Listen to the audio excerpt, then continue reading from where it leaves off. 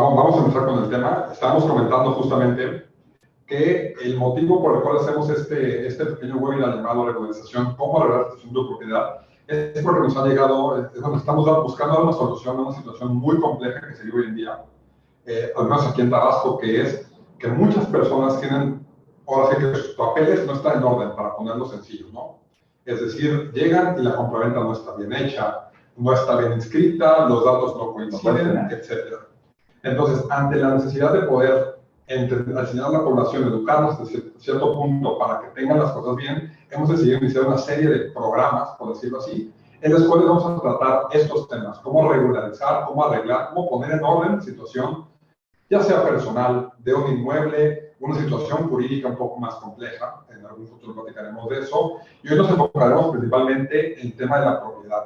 Querer vender una casa, querer comprar una casa, un inmueble, querer conseguir la posesión, puede ser algo muy complejo y sobre todo puede ser algo más que complejo, complicado. Es una, como comenta Abraham, es la primera de una serie de pláticas que daremos.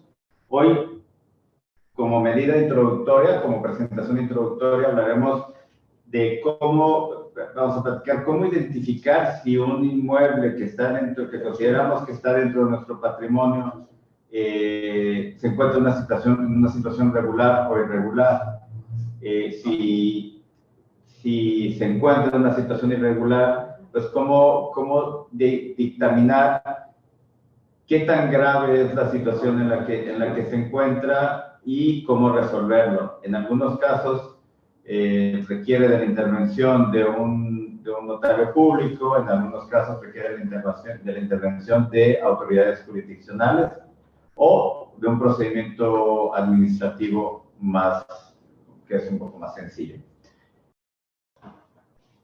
Posteriormente platicaremos de cuáles son una introducción de cuáles son las autoridades responsables que están directamente relacionadas con la regularización de los inmuebles, los procedimientos en general, cuáles son los procedimientos para regularizar una propiedad inmobiliaria. Vamos a poner un ejemplo sobre la regularización de una construcción y finalmente abordaremos las conclusiones para dar paso a preguntas y respuestas en caso de que haya. Y pues bueno, estamos hace un momento platicando acerca de cómo identificar una situación. Bueno, cómo identificar si una escritura, una situación, un inmueble está regular o irregular. Ante esta situación hemos detectado que, bueno, se hace muy fácil trabajando desde aquí, ¿no? Pero desde fuera no es tan fácil hacerlo, por lo que hemos detectado estos puntos, bueno, estos indicios de cómo saber si la propiedad, la situación o la persona no está en orden. Por ejemplo, una situación regular es que la persona nos traiga una escritura pública o un título de propiedad que puede ser una sentencia judicial, una escritura pública o un documento emitido por el gobierno en el cual se da la propiedad de esa persona. Y justamente en contrario, tenemos que hay un documento distinto que no constituye una propiedad en sí o no constituye que eres dueño de algo. Por ejemplo, un contrato de compraventa privado, algo muy común que en la mayoría de los casos no es correcto. Así es. También podemos hablar de lo que son cuando fallece alguna persona y se tiene que destinar sus bienes hacia los herederos. Esta es una cuestión de irregularización que lleva un tema sucesorio. Eso quiere decir que los bienes que le atribuían al difunto pasen a ser de otra persona, en los casos más comunes de los herederos directos. Bien, ahora, puede existir una escritura pública, puede existir un título de propiedad o una sentencia. En general, el título de propiedad abarcaría todos los anteriores, pero si estos títulos de propiedad no se pagaron los impuestos y derechos correspondientes al acto y no se tramitó el título de propiedad, no se tramitó su inscripción principalmente en registro público o su asentamiento en la subdirección de catastro de los ayuntamientos, pues será un documento que solamente surta efectos entre las partes, es decir, entre comprador y vendedor, entre donante y donataria, pero no frente a terceros. Es decir, no existe obligaciones lo que se llaman obligaciones pro terreno, las obligaciones que tienen todos los terceros de respetar el derecho de propiedad que tiene pues, el titular de la escritura pública o del, bueno, redundante, pero del título de propiedad. Incluso hay casos en los cuales tenemos un título bien inscrito en todas las direcciones, quiere vender y resulta que al momento de vender se hace un avalúo y no coinciden los metros, hay un piso que no estaba antes, se comió 3 metros del vecino o se registró por alguna razón completamente distinto, puede ser culpa ya sea de quien registró o culpa de la notaría anterior, pero por alguna razón no coincide nada y por ende cuando uno quiere hacer la operación, pues te ponen una pared y dicen, ¿sabes qué? No pasa porque no coincide y a mí no me importa por qué no coincide, tu arreglo. Y es donde la persona dice, oye, pues quiero vender y no puedo vender porque lo que yo compré no es lo que yo compré o sí es.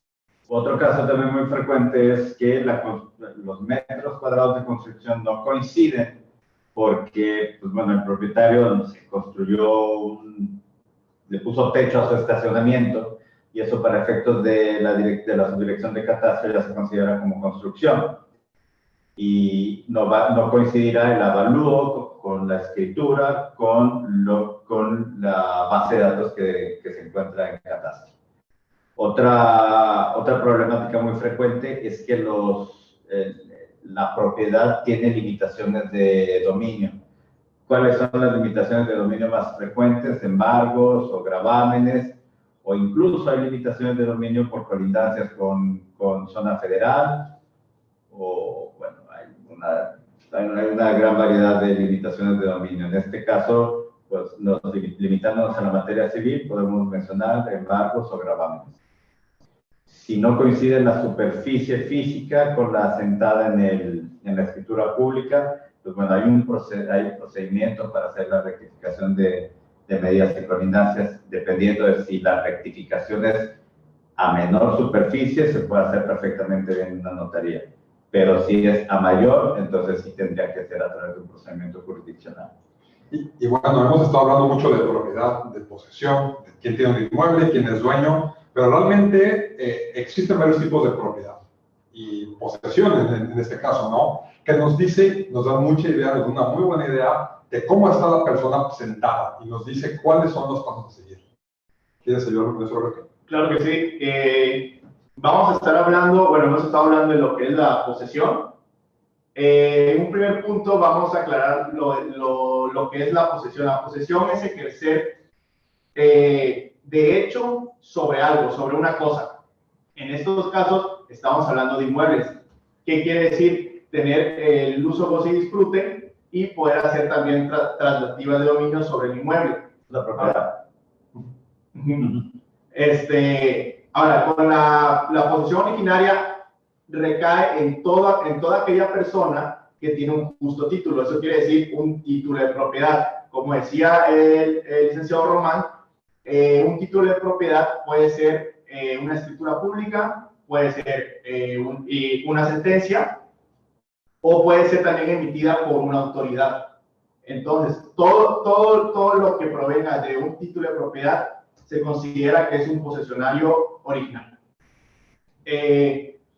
Posterior en ese sentido, a la posesión originaria, nos pasamos a lo que es la posesión derivada. La posesión derivada es aquella que emana de la original. ¿Qué quiere decir? Que hay un vínculo muchas veces contractual en la cual el posesionario originario transmite o pasa el uso y goce a otra persona, sin dejar de ser el primero, el propietario. Así, regresando al concepto, para redondear lo que comenta Roberto, me regreso un poco al derecho de propiedad. Cuando una persona tiene un derecho de propiedad sobre un bien inmueble, este derecho lo podemos deconstruir en tres. Te otorga derechos de enajenación, es decir, lo puedes vender, lo puedes grabar, que eres el propietario, derechos de uso y derechos de disfrute. Uso, por su propio término se comprende, y disfrute es percibir el derecho a percibir los frutos que provengan del inmueble. que pueden ser, pues, rentas o todas las rentas que deriven o que se produzcan en el bien inmueble. Entonces, en una posesión derivada normalmente suele ser un contrato de arrendamiento, suele ser un contrato de comodato. El propietario cede el uso y goce del bien inmueble a un tercero. En el ejemplo que pongo, pues será el arrendatario o al comodatario. Y ya hablamos de, ahora sí, qué tipo de posesión originaria, posesión derivada de propiedad. ¿Qué es la posesión precaria y por qué es tan importante en este caso? La posesión precaria es aquella posesión que se tiene sobre una cosa, pero que no hay un justo título. Por poner un ejemplo, para que la gente nos entienda, vámonos a una cuestión de arrendamiento. El arrendador transmite el uso y goce de una propiedad a un tercero, en este caso, pasando un posesionario derivado, y digamos que el posesionario derivado tiene que salir de la ciudad y le dice a su hermana, oye, puedes venir a la propiedad y cuidarme de la casa. En ese momento, la hermana del arrendatario se convierte en lo que es una posesionaria precaria. Si bien está sobre el inmueble, físicamente no tiene un justo título que la acredite o la vaya a acreditar como posesionaria originaria o derivada. En estos casos se puede concluir que es toda aquella persona que no posee un justo título, pero que sí ejerce el derecho de posesión sobre algo determinado. O las personas que se encuentran en un inmueble que consideran que es suyo, pero no tienen un justo título. Exactamente. Conocido también como aviadores, que es la gente que llega a paracaidistas que llegan a una propiedad que no tiene nada que hacer ahí. Y bueno, para poder llegar a estos puntos, o para poder regularizar, arreglar, hay que hacer una serie de trámites. Esto implica dos cosas: un procedimiento administrativo o judicial, dependiendo del caso, es decir, vas con una autoridad a que esto te haga una serie de procesos y llegas a una conclusión. Y la otra parte importante, que suele ser la que más disuade a las personas de hacerlo, es tener que lidiar con la autoridad en sí, porque estamos acostumbrados, con justa razón, a que los trámites sean largos, incluso sean costosos y muy engorrosos. Y bueno, para decirles qué es lo que hay que hacer para hacerlo, pues aquí está el listado de trámites, así como algunos datos adicionales que les sirven para entender sobre qué estamos hablando. En términos generales, estos son los documentos, los documentos que se tienen que tramitar, que serán requeridos para un proceso de regularización de un bien inmueble. En caso de que, como comentábamos inicialmente, que el inmueble, que el título de propiedad no esté inscrito en el registro público de la propiedad ni asentado en la subdirección de catastro del ayuntamiento de que se trate, pues bueno, se tiene que llevar a cabo el proceso de inscripción tanto en el registro público como en el catastro, previo pago de impuestos y derechos. Y aquí nos vamos hasta el punto 7. ¿Cuáles serían los impuestos y derechos? Bueno, el impuesto sobre el traslado de dominio, el inmueble tiene que estar al día en el impuesto predial, se pagan derechos de inscripción en el registro público y en algunos casos de regularización se tienen que pagar los derechos por las autorizaciones de las regularizaciones. Se requiere un certificado de libertad de gravamen siempre para saber en qué estatus se encuentra el inmueble en registro público, es decir, que no tenga una limitación de dominio, como comentábamos, que puede ser un gravamen como una hipoteca o un embargo derivado de una acción jurisdiccional.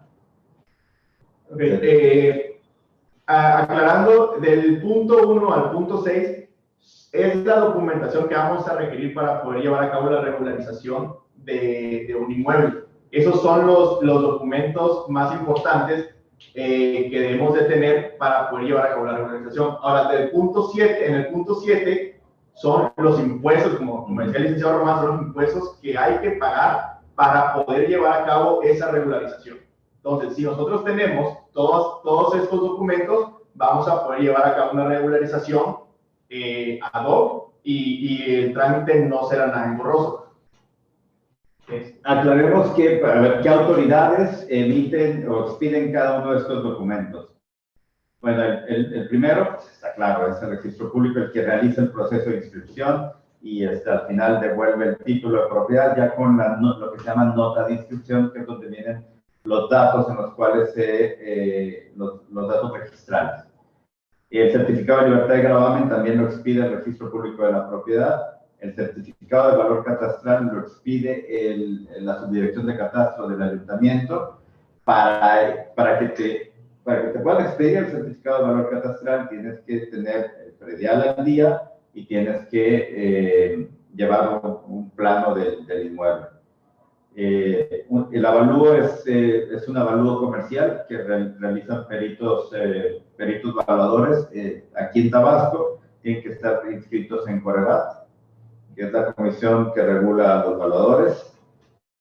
Planos son los planos. Bueno, aquí sí hay que hacer un comentario. Tienen que cumplir con ciertos requisitos, como tener el cuadro de construcción y últimamente las coordenadas UTM, es decir, localizado completamente a través de coordenadas.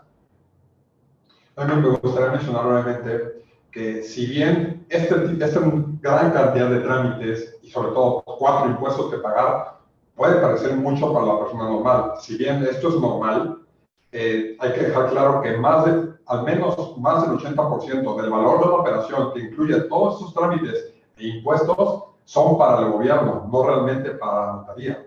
Por lo que cuando se genera un traslado de dominio, un predial, un derecho de inscripción, se le cobra a usted y se le transfiere al Estado.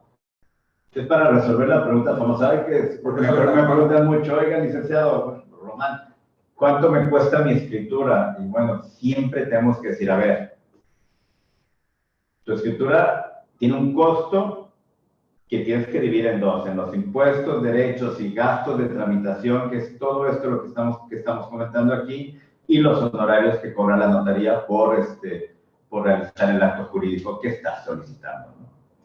Si quieres, vamos a la siguiente.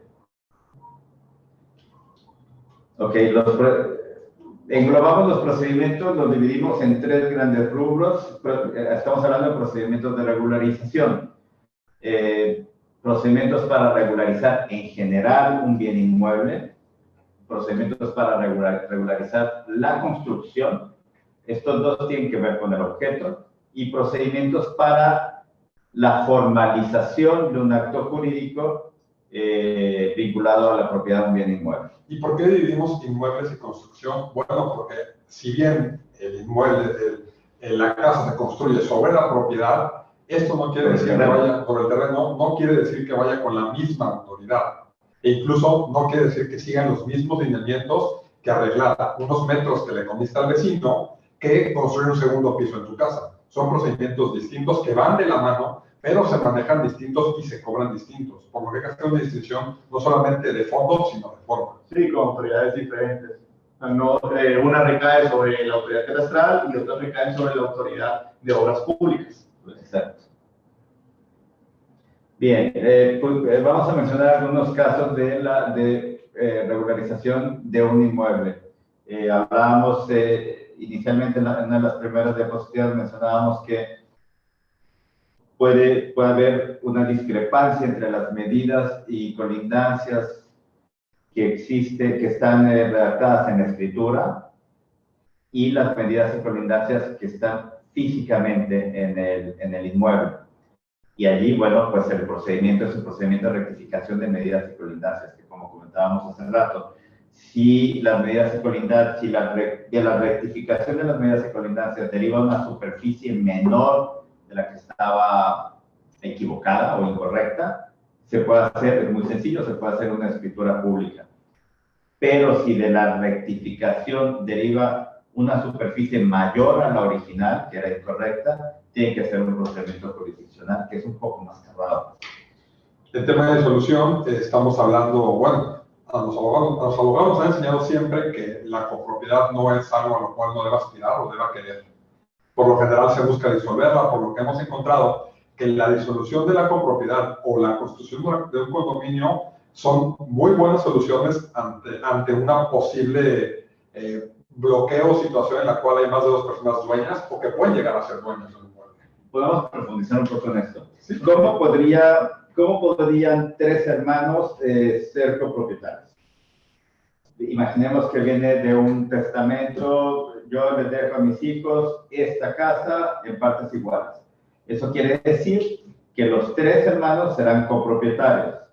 Ahora, el tema de la copropiedad genera muchas limitaciones al ejercicio, al ejercicio o al dominio sobre la propiedad de forma individual, porque ninguno de los 3 copropietarios puede vender o puede grabar sin el consentimiento de los otros 2.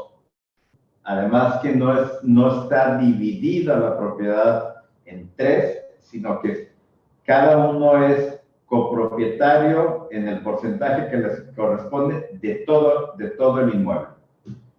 Entonces, esto en la práctica genera muchos problemas. Es muy frecuente que nos consultan sobre esta situación. Entonces, bueno, proponemos la disolución de copropiedad cuando se puede. Otro caso que platicábamos cuando estábamos preparando esta plática es típico que, bueno, a mí, mi papá, tenemos una casa de 3 pisos y mi papá me dejó a mí la tercera planta, a mí la segunda y a mí la planta baja.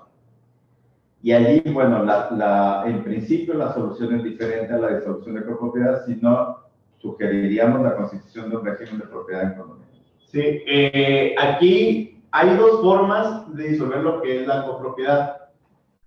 Vamos a decirlo que una es de la forma buena y una es a la mala. Ajá. Hablemos de la buena, ¿no? Exactamente, hablemos de las 2. Hablemos de la buena.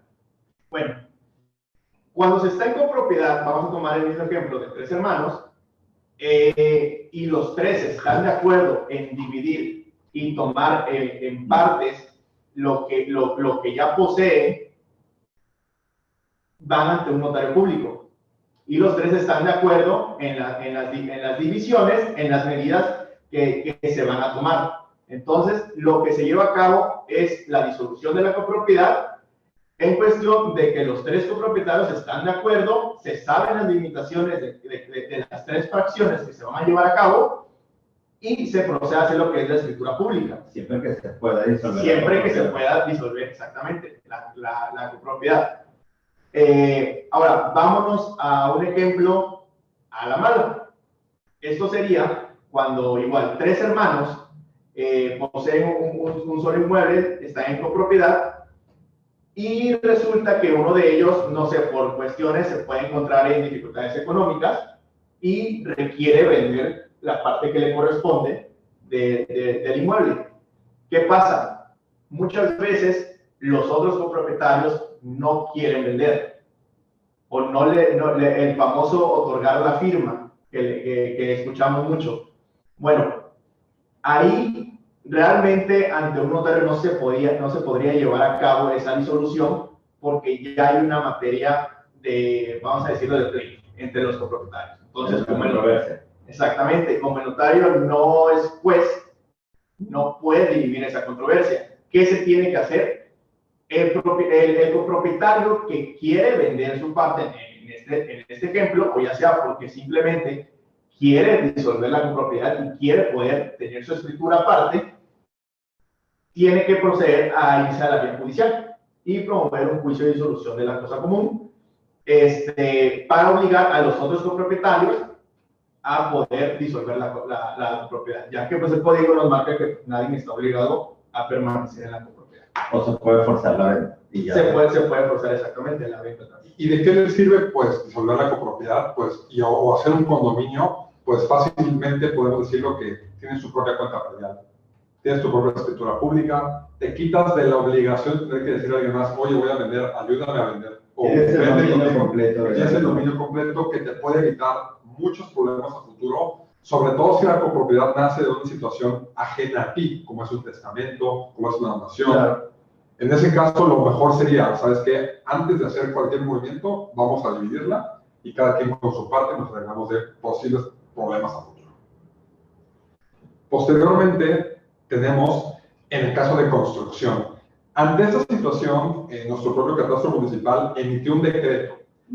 Sí, aclarando que aquí nos vamos a limitar al ayuntamiento de Centro Y podemos hacer cierta mención a algún otro ayuntamiento como Carasma, ¿no? Sí, realmente son lineamientos muy parecidos. Actualmente se acaba de, bueno, a principios de año, un decreto por parte del Ayuntamiento de Centro para facilitar estas regularizaciones. ¿Por qué? Porque realmente la autoridad se dio cuenta de que hay muchas propiedades que no están manifestadas sus construcciones.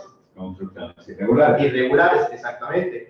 Esto obviamente para ellos es un problema porque para la recaudación que tiene la autoridad, para ellos es conveniente que las personas tengan regularizadas sus construcciones para poder hacer ese cobro de más y tener más.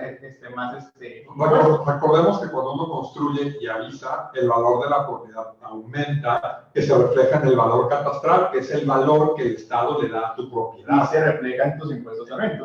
Básicamente. El valor catastral, digamos que es la base gravable para determinar el impuesto predial de cada uno de los. Entonces, si tienes una casa de 3 pisos, se te va a cobrar más que si tienes una casa de 1 piso. Y si no avisaste que construiste 2 pisos, pues te pueden multar. Y te pueden incluso, si te agarran construyendo, evitar que sigas construyendo.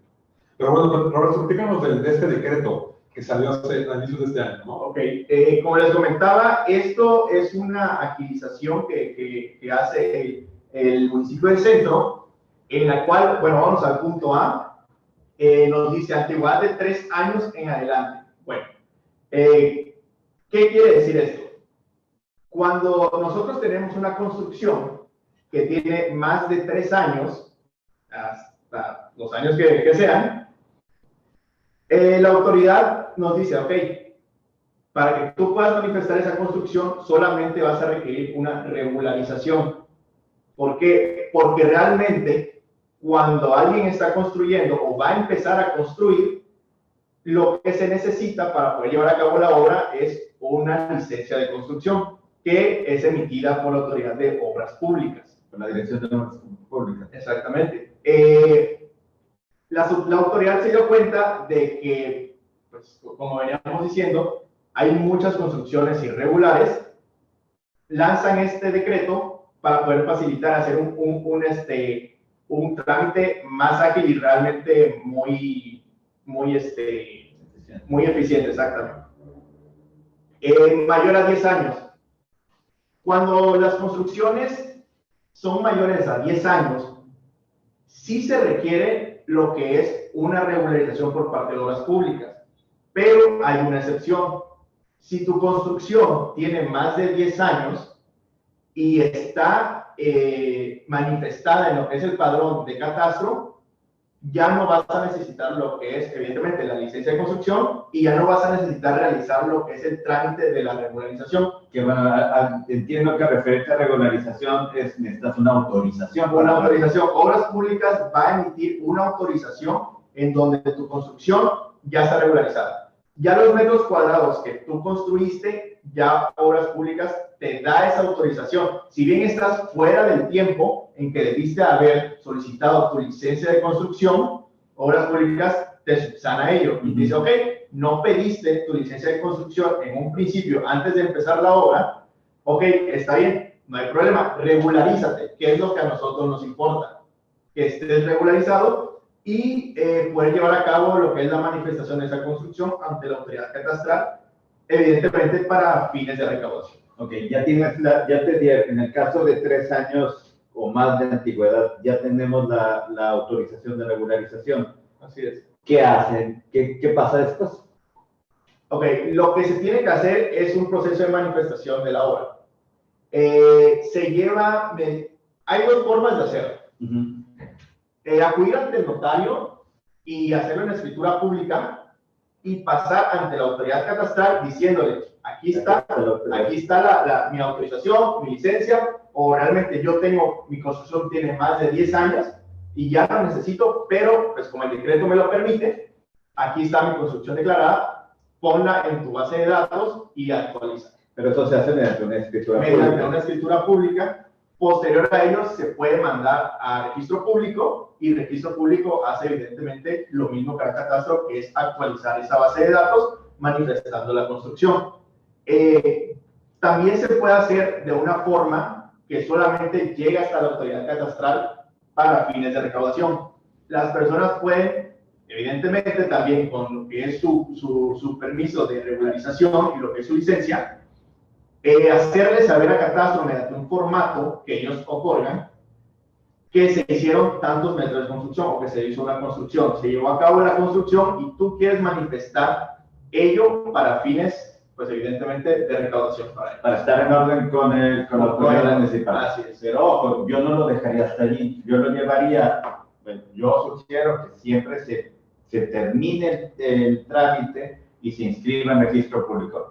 ¿Por qué? Pensemos que un bien inmueble, además de los derechos que hablábamos al principio, también te sirve como garantía para algún apalancamiento, sea algún crédito que llegaras a necesitar. Y si tú vas al banco con una escritura pública en la cual solamente aparece un lote, difícilmente conseguirás un crédito o un financiamiento con garantía hipotecaria. Por eso es bien importante que la obra esté declarada tanto en catastro como inscrita en el registro público. Y vale la pena recalcar que esto es si tienen más de 3 años al menos. Si estamos antes de 3 años, es otro procedimiento completamente distinto. ¿Qué habría que hacer en ese caso? El procedimiento de la licencia de construcción realmente es más engorroso. Se necesita ahí sí contratar a lo que es un arquitecto. Porque te piden un proyecto arquitectónico, eléctrico, exactamente. Piden todo un proyecto ejecutivo para meter y solicitar la licencia. Y no solamente eso, te piden el director de obra, te piden el director responsable de obra. Exactamente. Y todo eso es, ahora sí, cosa. Pero ¿qué pasa si no lo hago? Y supongamos que quiero construir mi casa. Y lo haces a la mala. Yo me la he hecho. Okay. Bueno, ahí. Y va un año. Va un año de que ya tengo un primer piso y luego por el segundo piso. Y quiero 4 pisos. Otra, ya la terminas. Pero fue el primer año. No tengo mi licencia, no tengo nada. El arquitecto ya ni siquiera le pagué. Y llega a obras públicas. ¿Qué puede pasar? Ok, lo que va a pasar ahí es que obras públicas te va a multar y 2, te va a obligar a que saques tu licencia de construcción. En caso omiso, las multas van a seguir. Si tú llegas a pagar tu multa y no llegas a hacer la licencia de construcción, no la llegas a solicitar, te van a volver a caer con otra multa. Entonces, ¿qué hace? Obligarte a que realices el trámite de la licencia de construcción. Esa es la recomendación. La recomendación aquí es manifestar la obra y cumplir igual con ese deber que tenemos, ¿no? De la recaudación. ¿Por qué? Porque al fin y al cabo lo que recauda la autoridad catastral va para la urbanización del municipio. Sí, lo más conveniente es, como en todo, es hacer las cosas y las cosas bien hechas. Y la licencia de construcción, pues en realidad no es a capricho. La autoridad catastral, y bueno, en general, todas las autoridades encargadas de prestar servicios públicos a las ciudades o urbanos, requieren llevar un censo de las construcciones que hay para planear, es el ideal, para que planeen los servicios públicos que requiere la comunidad o la ciudad. Hablamos, por ejemplo, del servicio de agua. Ok, bien, ahora vamos al segundo bloque. Bueno, ya es el tercer bloque de regularización, que sería la formalización. Hace rato hablábamos de regularización vinculada al objeto, que es decir, a la propiedad inmueble. Aquí vamos a hablar de la forma en la cual se obtiene un título de propiedad. Pues, primero empecemos con los contratos privados, ¿no? Que es algo más común de lo que yo creía, pero resulta que es algo muy común, que realmente es hacer un contrato que por ley, o por obligación, tiene que llevar una forma, tiene que hacerse de una forma como marca la ley. En este caso, si usted compra una compra-venta, hace una compra-venta de una casa, sea de interés social, sea una mansión, sea un pequeño departamento, por su precio, en la gran mayoría de las veces, yo me animo a decir 99%, va a ser en escritura pública. Sí, aquí en Tabasco, el Código Civil permite que haya contratos de compraventa de bienes inmuebles, contratos privados de compraventa de bienes inmuebles, tienen que estar ratificados ante la fe de la autoridad registral y tienen que llevar el mismo procedimiento, pagar los impuestos y derechos, inscribirse en la subdirección de catastro y en el registro público.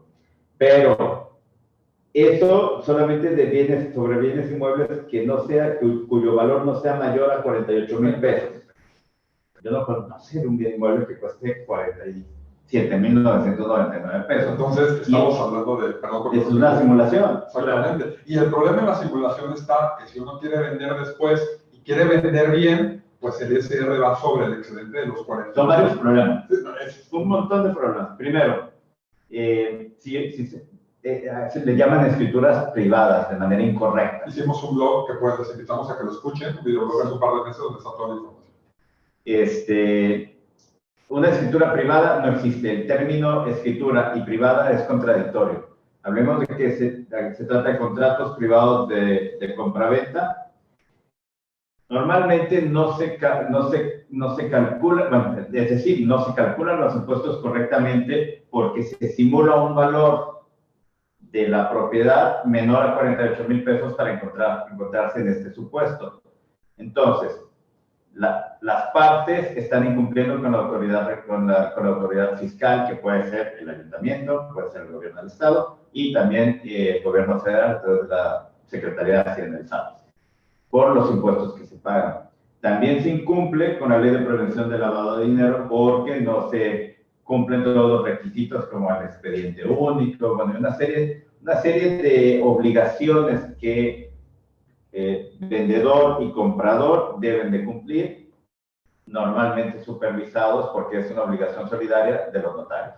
Así es. Igual recalcar que si alguien está llevando o va a llevar a cabo una compraventa privada, o sea, decirles que realmente es incertidumbre jurídica.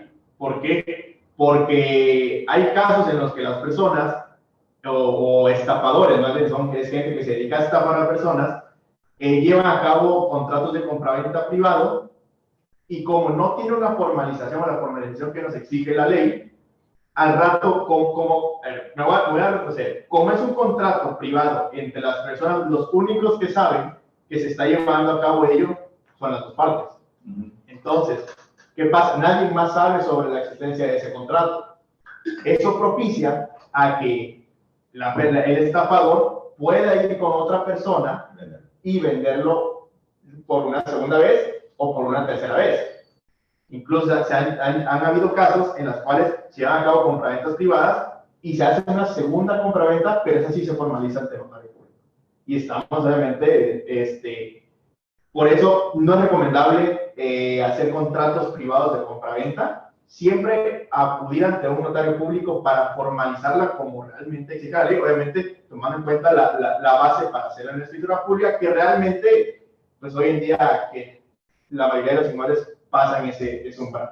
No solo no es recomendable, sino que se ponen en una situación de riesgo quienes celebren contratos privados simulando el valor. No quiere decir que los contratos privados de compraventa estén mal o esté mal celebrarlos.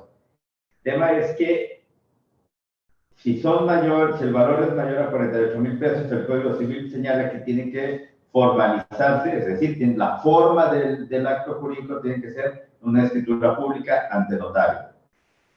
Pero bueno, si celebras un contrato privado de compraventa sin simulación con el valor con el valor real de la propiedad, pero no se hace en escritura pública, ahí es donde es el supuesto que estamos hablando, el de la formalización. Puedes solicitar por la vía jurisdiccional, en caso de que una de las partes no quiera, se puede solicitar por la vía jurisdiccional o forzar a la parte que no quiera firmar el contrato, a firmar ya la escritura de compraventa, o si las dos partes están de acuerdo, lo elevan a la escritura pública y ya cumplen con todos los requisitos del Código Civil, y es una escritura pública perfectamente bien hecha, ¿no? Así es. Realmente llevar a cabo la formalización de un contrato privado, como decía, si las dos partes están de acuerdo, realmente no hay alguna traba de limitación. O sea, realmente se puede llevar perfectamente a la formalización, aunque esté en un contrato privado. Ahí la cuestión de la controversia sería cuando una de las partes no ya incumple el contrato privado, que se tienen que ir ante la autoridad judicial, y ahora sí es un problema. O desde qué momento se causan los impuestos y derechos derivados de la transmisión de propiedad, que ese es un tema pues, un poquito más complejo que podemos abordar en otro momento. Y por último punto de la parte de formalización tenemos lo que es la prescripción positiva, también llamado sucapión, que consiste en la posesión, es decir, estar en el inmueble por un largo periodo de tiempo, poder comprobarlo y así pedir que tú seas el propietario, en pocas palabras. Sí, la prescripción positiva es en general, un poco doctrinal, es la adquisición de un derecho por el simple transcurso del tiempo. Y en este caso estamos hablando del derecho de propiedad. Hay dos plazos muy importantes aquí para la prescripción positiva: 5 y 10 años. 5 años cuando la posesión es de buena fe. Esto quiere decir que quien es poseedor del bien inmueble tiene un título que considera que es justo. Y de mala fe es cuando el que está ahí, que bueno, está de mala fe, sabe que no es dueño, no tiene ningún título, no tiene ningún título, pero se considera que es dueño, ¿no? Ahora, esto debido a que es un procedimiento judicial, en toda la palabra judicial se lleva ante un juez, y por lo tanto hay que probar que uno efectivamente estuvo en el inmueble. ¿Cómo puede hacerlo? Estados de cuenta de tarjetas de crédito, pruebas documentales, fotografías, vecinos, testimoniales de los vecinos. Pero al fin y al cabo es un tema probatorio, por lo que si uno dice, ¿sabes qué? Yo puedo pagar gente que diga que estuvo ahí, pero pues, si no es consistente con lo demás de las pruebas y no es consistente con las declaraciones y lo que pide el juez, que tiene facultades también para solicitar más información, pues probablemente no te la den. Claro, es importante hacerlo. Ahí lo que ha pasado es que se ha usado la prescripción positiva como forma de adquirir propiedades, y realmente, como no hay una litis en los juicios, el juez, con la aportación de las pruebas, con que todas las pruebas que hayan sido aportadas estén en pro de la persona que está pidiendo la prescripción positiva, la va a conceder. La va a conceder, exactamente. Entonces, sí, digamos que, bueno, hay personas que realmente sí ostentan el título de posesionario y buscan llevar a cabo la formalización en cuestión de adquirir el derecho de propiedad, pero pues también decir que está la otra cara de la moneda. Entonces, para no dar malas ideas, también esto de la prescripción positiva no procede tratándose de terrenos que son propiedad del Estado. Reservas territoriales, son imprescriptibles. Es una de las características de los bienes del Estado. Entonces, yo no me puedo sentar en una plaza de armas y estar ahí 10 años y decir que bueno, que plaza de armas y entonces solicitar la prescripción positiva. Y a modo de última parte, bueno, de relación con la anterior, tenemos lo que es un procedimiento de formalización de una escritura de compraventa privada. De un contrato. Exactamente. Por lo general llega el cliente con este contrato privado, nosotros lo recibimos y en ese momento preparamos un diagnóstico de cómo está la situación del inmueble en general. Este diagnóstico evidentemente varía dependiendo del documento que nos muestren, así como el estado del mismo. Puede ser un contrato que no tenga las mejores condiciones, puede ser un contrato reciente, a lo mejor llegan ambas partes, y sabes que tenemos esto y tenemos que hacerlo bien. Igual valdría la pena hacer la precisión de no confundir un contrato de compraventa con un contrato de promesa de compraventa, que es lo recomendable cuando apenas se están poniendo de acuerdo ya para celebrar la escritura de compraventa y que, oye, bueno, vamos a empezar a garantizarnos el cumplimiento de las obligaciones. Se celebra un contrato de promesa de compraventa que las partes se obligan a contratar posteriormente. En ese caso todavía no hay transmisión de propiedad. Aquí pusimos cuáles son las etapas de la formalización ya de un contrato de compraventa. Entonces se hace el diagnóstico. Bueno, primero, obvio, recibimos toda la documentación, la revisamos y se hace un diagnóstico. Después, ¿qué pasa? Ok, después de que se elabora lo que es el diagnóstico y la persona nos trajo la documentación, lo que procedemos a hacer es, con toda esa documentación, hacer el proyecto de escritura. Una vez que tenemos el proyecto elaborado, citamos a lo que son las partes para poder llevar a cabo ahora sí, la formalización del acto jurídico, es decir, las firmas en el protocolo del notario. Una vez que las dos partes firman el protocolo del notario, el acto jurídico se está llevando a cabo y se perfecciona. Lo que sigue posterior a lo que son las firmas de las partes es una cuestión, ahora sí que de trámite.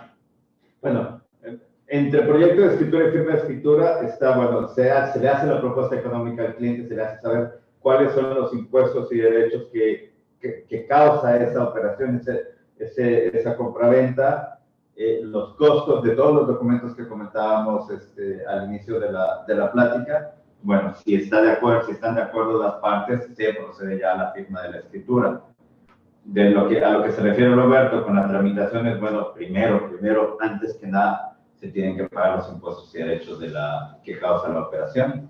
Y después, pues, el trámite ante qué autoridades. Ok, la tramitación se lleva ante la autoridad catastral y la autoridad del registro público de la propiedad.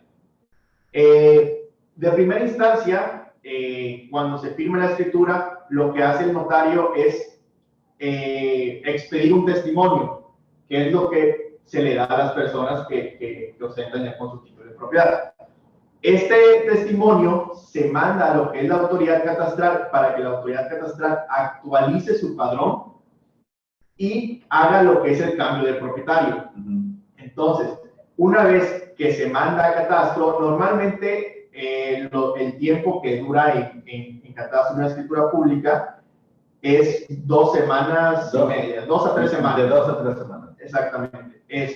Una vez que la escritura sale de lo que es catastro, se manda a lo que es el registro público de la propiedad. Se ingresa al registro público de la propiedad. Es muy importante que se lleve a cabo esta tramitación porque es la parte final de la formalización del acto. Y si la escritura pública no se encuentra inscrita en el registro público, pues como nos dice el Código Civil nos marca que en la formalización del acto de compraventa de bienes inmuebles, para que pueda surtir efectos, tiene que estar inscrita en el registro público de la propiedad. Y es muy importante mencionar que cuando sale de cada una de esas autoridades, la misma hace algo en la escritura, ¿no? En caso de catastro pone un sello que dice que ya está catastrado, es el sello de catastro. Y en caso del registro, emite lo que es la boleta de inscripción. Si uno recibe una escritura y no tiene la boleta, es muy importante pedirla, porque es básicamente lo que dice que la escritura fue inscrita correctamente y que ya se actualizó todos los padrones que mencionaste. Sí, incluso, si la escritura no lleva el sello de catastro y la manda uno al registro público la va a rebotar, porque te va a decir, oye, a ver, se supone que para que tú llegues a esa instancia que es el registro público, tuviste que haber pasado por catastro. ¿Y cómo me compras a mí que ya pasé por catastro? Pues evidentemente, como dices, la autoridad catastral pone un sello donde pone lo que es la clave catastral, el valor catastral que tiene el inmueble y la cuenta. Y la nota de inscripción, bueno, como consejo práctico o información práctica, tanto el sello como la nota de inscripción es una hoja que se adhiere a la escritura, que adhiere el registro público a la escritura, vienen al final. Al final, en la última, suele ser en la última hoja de la escritura, viene el sello de catastro y después la nota de inscripción, que dice tal cual, nota de inscripción, y vienen los datos de inscripción, que es la partida y el folio real. El folio real es el número con el cual se identifica en el registro público cada uno de los inmuebles que existen. Y bueno, finalmente se entrega al cliente. Así es. Bueno, a modo de conclusión, pues yo creo que tenemos unas conclusiones muy interesantes. Quiero pasar por cada uno de ustedes. Román, ¿qué tienes que decirnos al respecto? ¿Qué concluyes de esta plática, de la información? Pues bueno, lo que aquí quisimos transmitir información muy práctica. Esperamos haber sido muy claros en los conceptos y en los temas que tratamos.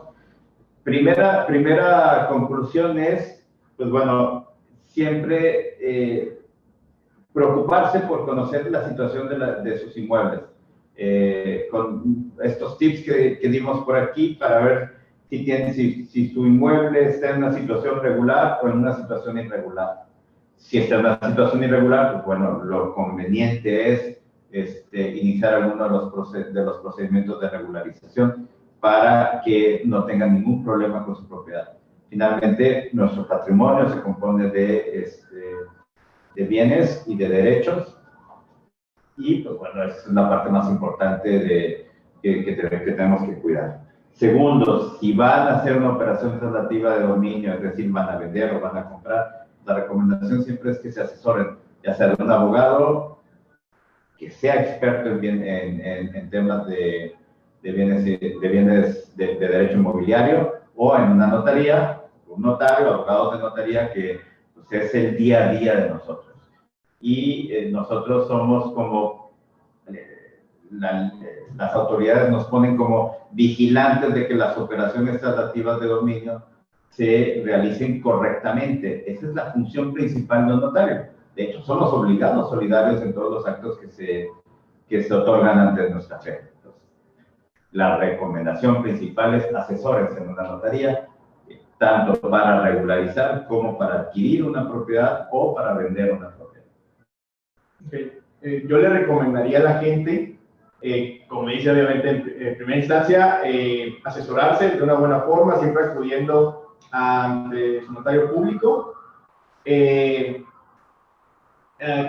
les puedo recomendar? A ver, hacer las cosas bien. Creo que eso, antes que nada, va a evitar, si uno hace las cosas bien desde un principio, va a evitar uno consecuencias posteriores. O sea, si yo realizo las cosas bien, en un principio no voy a tener, defectos al final, ¿no? Pero si desde un principio estoy haciendo las cosas mal, las consecuencias van a ser de costo, o sea, monetario, y pues, dolores de cabeza para la persona. No por ahorrar centavos tengas que pagar pesos. Y eso cuando se trata únicamente de consecuencias económicas. También puede haber consecuencias más graves, ¿no? Puede haber consecuencias incluso penales. Así es, sí.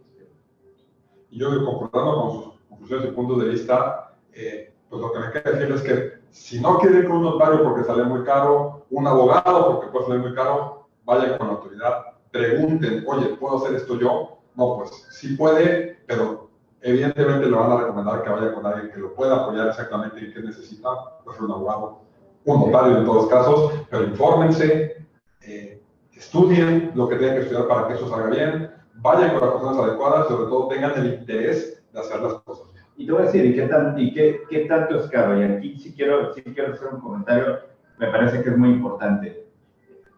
No existen las escrituras privadas, remarcar eso, no existen las escrituras privadas, tampoco existen las notarías privadas. Esos términos son incorrectos, son contradictorios, incluso quien se ostente como notario privado llama a confusión y está casi cometiendo un ilícito penal.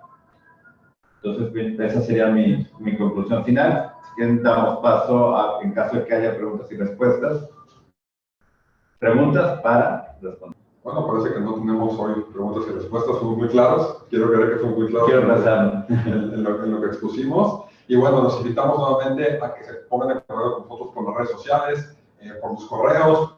Pueden llamarnos, pueden venir a visitarnos y preguntarnos sobre estos temas. Sí, creo que algo que hay que recalcar que realmente la asesoría de la primera asesoría no se cobra. O sea, las personas pueden venir con nosotros, o sea, no es necesario que vayan hasta la autoridad. Si tienen aquí a nosotros, los expertos en esta materia, pueden venir y nosotros con mucho gusto los vamos a asesorar. O sea, realmente no tiene un costo la asesoría, es parte de nuestro trabajo realmente asesorar a las personas y pues guiarlas en todo.